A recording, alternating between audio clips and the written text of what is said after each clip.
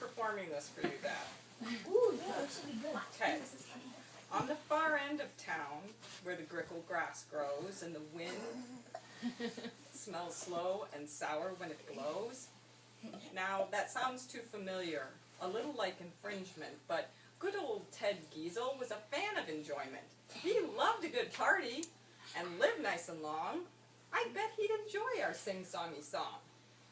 So to heck with the copyright and on with the tale, way past the grickle grass and over the vale, to the hullabaloo and the loud valley ho, and the great happy fate for a gent we all know.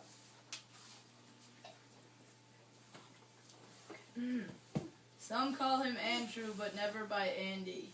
Some call him Dad, he doesn't like candy. Some call him brother, two called him son. There's simply no other, there's only just one. Andrew and Francis, then Vincent, then Leat. Just getting the name out is a significant feat. Born late in May, in the year 32, we're talking old millennium. No, not the new. He was the baby of Eric and to Eric and B, the eldest of all. Bernard makes 3.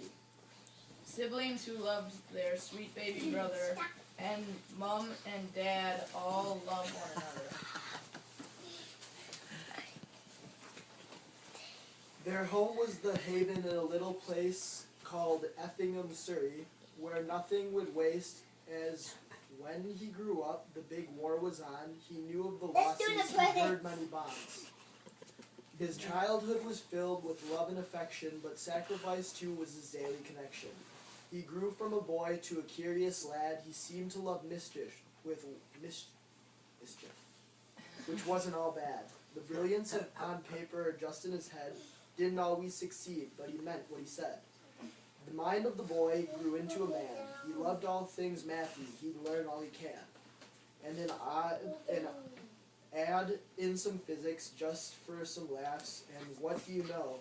After much time had passed, he had arrived, he had nothing to fear, for the paper he held claimed him an engineer.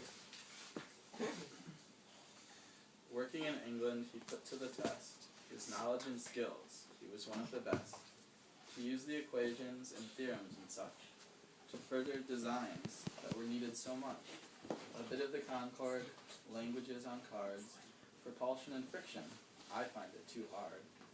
But he had a knack and used it to see if the US of A could possibly be his home and his calling. He came over by boat and meandered the byways till seeing Detroit. He found lots of friends and techies abound. A brotherhood of geeks, a home he had found. And though that small fam, he had found one piece more, a wife and 2 daughters, and then came 2 more. The years moved too quickly, although at the time, the work of girl raising was rigorous, he'd find. Through successes and failure, he watched each one grow. He'd offer direction, he wanted them to know how his heart filled with love, how proud he was of them. Sometimes they'd say thank you, sometimes they'd rebuff him.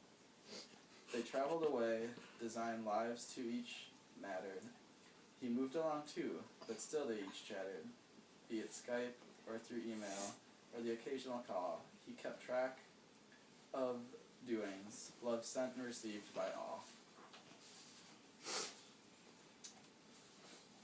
I think that it's time now to wrap it all up. We're getting this done. Now I'll raise a cup. To Andrew the father and dear old granddad, and Andrew the son and Andrew the lad. A man who is married and now is betrothed, a man who is brilliant and quietly bold. With glasses high to the 80 great years, we'll put in the order. Please have no fears. Does he want 80 more or fewer than that? Let's take it one at a time and celebrate Dad. We shall wrap up this We shall wrap up this mess with a quote from the bard.